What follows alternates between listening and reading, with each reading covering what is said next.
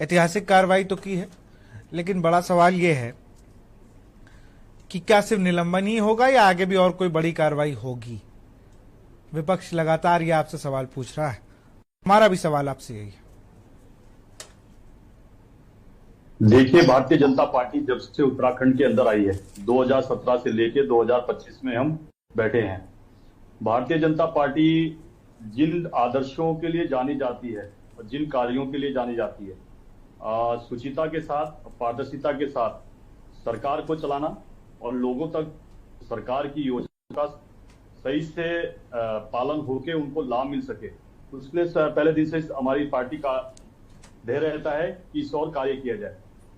Bharatiya Janata party ने जो वटवृक्ष भ्रष्टाचार का कांग्रेस ने खड़ा किया था और जिससे कि पूरा उत्तराखंड त्रस्त था, यहाँ का जनमानस हाहाकार था, हर तरफ भ्रष्टाचार कांग्रेस ने फैला दिया था। उस वटवृक्ष की जड़ों तक पहुंचना और उसका समूल नाश करना भारतीय जनता पार्टी ने 2017 से लेके अब तक उस क्षेत्र में कार्य किया है। और जो अभी जिस प्रकार की जिस विषय पे हम डिबेट भी कर रहे हैं कि हरिद्वार में जिस प्रकार का भ्रष्टाचार देखने को मिला, उस भ्रष्टाचार पे आदरणीय मुख्यमंत्री की जो शैली है, जिस प्रकार से उन्होंने उत्तराखंड में अपने कार्यकाल में, इस 3 वर्ष के कार्यकाल में दिखाया है कि जितने भी भ्रष्टाचारी हैं उनके हाथ कितने ही लंबे हो, उनका संरक्षण कहीं से भी मिल रहा हो, मगर हमारी नीति है कानून के आधार पर उनके ऊपर कार्रवाई करना। वही दिखाता है कि मुख्यमंत्री जी का जो दृढ़ निश्चय है कि उत्तराखंड में भ्रष्टाचार मुक्त शासन हम देंगे, और उस पर आदरणीय मुख्यमंत्री जी का कदम दिखाई दे रहा है। उत्तराखंड अपने 25वें वर्ष में जो प्रवेश कर रहा है और स्वर्ण जयंती वर्ष की ओर बढ़ रहा है, रजत जयंती की ओर बढ़ रहा है, तो दिख रहा है कि उत्तराखंड में जो आवश्यकताओं थी उन आवश्यकताओं के ऊपर फोकस करते हुए और जो भ्रष्ट अधिकारी है उन पे बिना दबाव के कार्रवाई हो रही है।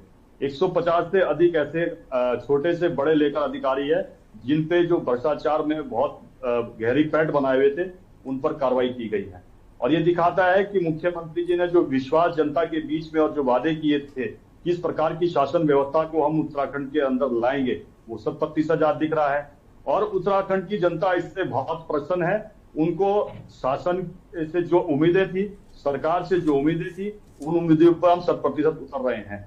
आज उत्तराखंड एक तरफ भ्रष्टाचार मुक्त हो रहा है, दूसरी तरफ यहाँ पे सुरक्षा का वातावरण, यहाँ पे रोजगार सृजन करना, यहाँ पर उत्तराखंड की गौरव को बढ़ाना, उत्तराखंड को नए पैमाने पर स्थापित करना, नए मानकों पर स्थापित करना और उत्तराखंड में विकास को अग्रिम पंक्ति में रखना और उत्तराखंड के विषयों को सामने लाना, वो हमारी सरकार ने दिखाया है। आप विकास के मुद्दे पर देखेंगे तो आज उत्तराखंड ने वो यात्रा तय करी है कि हमने पठार से लेके पहाड़ तक विकास को पहुंचाया है। सवाल सभी योजनाओं मैं इस जीरो टॉलरेंस पे सवाल में एक सेकंड, मैं सतवीर जी मैं आपकी सारी बातें मान रहा हूं। मेरा सवाल यह है कि जिन 12 लोगों पर कार्रवाई हुई है, क्या सिर्फ निलंबन की कार्रवाई रहेगी या कार्रवाई और भी आगे बढ़ेगी? ये जरा मैं दर्शकों के लिए अपडेट आपसे पूछ रहा हूं। बिल्कुल जीरो टॉलरेंस, ये इतनी बड़ी कार्रवाई आज तक किसी ने नहीं की है जितनी बड़ी सीएम पुष्कर सिंह धामी ने की। देखिए, मैं आपको स्पष्ट कर दूं, हमारी सरकार चाहे भारतीय जनता पार्टी उत्तराखंड के अंदर हो या कहीं दूसरे राज्य में हो, हम जब कार्य करते हैं तो कार्य को शुरुआत से लेकर उसके अंत तक ले जाते हैं। अब आपने कहा कि जो हरिद्वार के अंदर जो भ्रष्टाचार के अंदर जिनको अभी सस्पेंड किया गया है कि आगे की कार्रवाई भी होगी, बिल्कुल कार्रवाई होगी और कानूनी आधार पर होगी और उन तथ्यों तक पहुंचाया जाएगा कि जहां से ये इनकी जड़ें पनपी है। और मैं बता देना चाहता हूं कि उत्तराखंड के अंदर जिस प्रकार की शासन व्यवस्था भारतीय जनता पार्टी ने आदरणीय मुख्यमंत्री के नेतृत्व में स्थापित करी है, वो दिखा रहा है कि अन्य प्रदेशों में भी हमारे द्वारा लिए गए निर्णयों का अनुसरण किया जा रहा है। और आज उत्तराखंड में जिस प्रकार की यात्रा तय करी है, जिसके लिए इस प्रदेश का गठन हुआ था, उस सभी मानकों पर आज खरी उतर रही है भारतीय जनता पार्टी। इस राज्य को बनाने में जो हमारे आंदोलनकारियों के जो सपने थे, उन सपनों को पूर्ण करने में हमारी सरकार 100% आगे बढ़ रही है और लगातार वो कार्य भी कर रही है।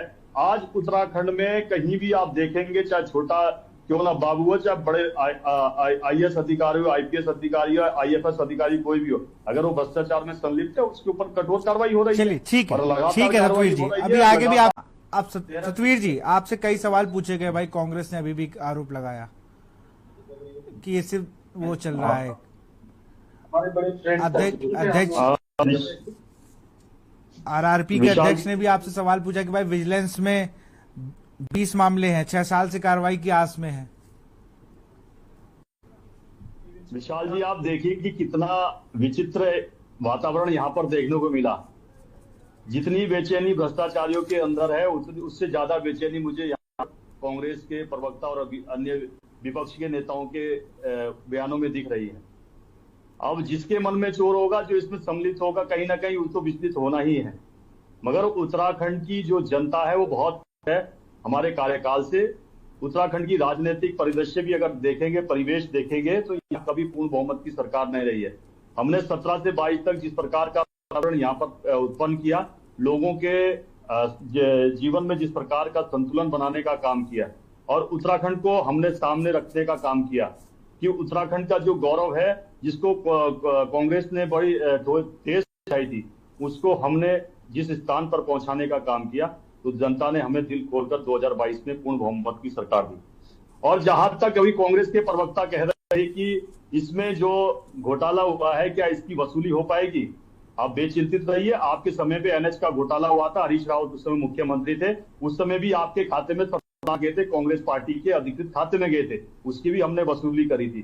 तो इसमें आप बेचिंतित रहिए। अभी तक जितनी भी कार्रवाई हुई है, उस पे जिस स्तर पर कानून को काम करना चाहिए, संवैधानिक दृष्टि से जिस संस्थान को जैसे काम करना चाहिए, हमने कहीं भी लगाने का काम नहीं किया, उसको पूर्ण स्वतंत्रता दी है। ये गणेश जोशी की फाइल वाला भी अपडेट दे दीजिएगा। एक सेकंड विशाल जी, मैं इसी में बुक अभी तो औरों के भी प्रश्न के उत्तर देने हैं जी।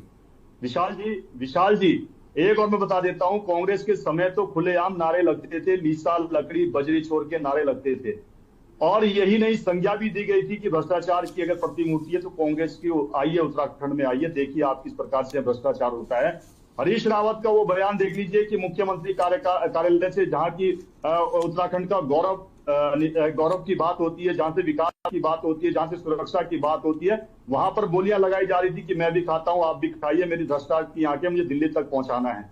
आज वही मुख्यमंत्री कार्यालय विकास, सुशासन और सेवा का जिस प्रकार से कार्य कर रहा है, वो अपने आप में स्पष्ट रूप से दिखता है कि उत्तराखंड का जो माहौल है और जिस प्रकार से भ्रष्टाचारियों की नींद उड़ी हुई है, उस मुख्यमंत्री कार्यालय को हमने जो प्रतीक के रूप में स्थापित किया है, वो अपने दिखाता है कि जब कई प्रदेशों में जब हमारे अनुसरण किए जाते हैं, हमारे काम किए जाते हैं।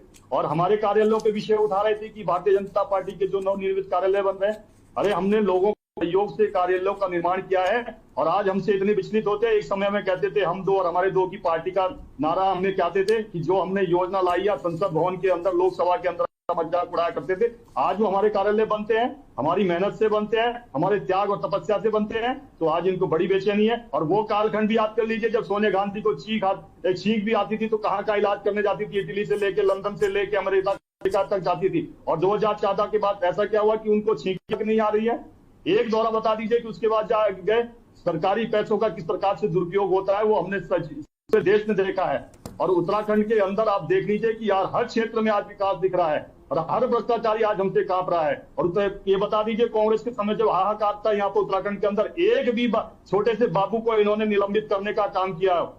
और हमारे समय पे देख लीजिए, अगर किसी ने भ्रष्टाचार किया है तो उस पर जिस प्रकार की कार्रवाई होनी चाहिए थी, वैधानिक रूप से उस प्रकार की कार्रवाई करी जा रही है। एक तरफ उन पे की जा रही है और दूसरी तरफ उत्तराखंड को विकास के रास्ते पे कैसे पहुंचाया जाए वो किया जा रहा है। आज उत्तराखंड में जितने भी कार्य हो रहे हैं वो शुचिता और पारदर्शिता के साथ हो रहे हैं।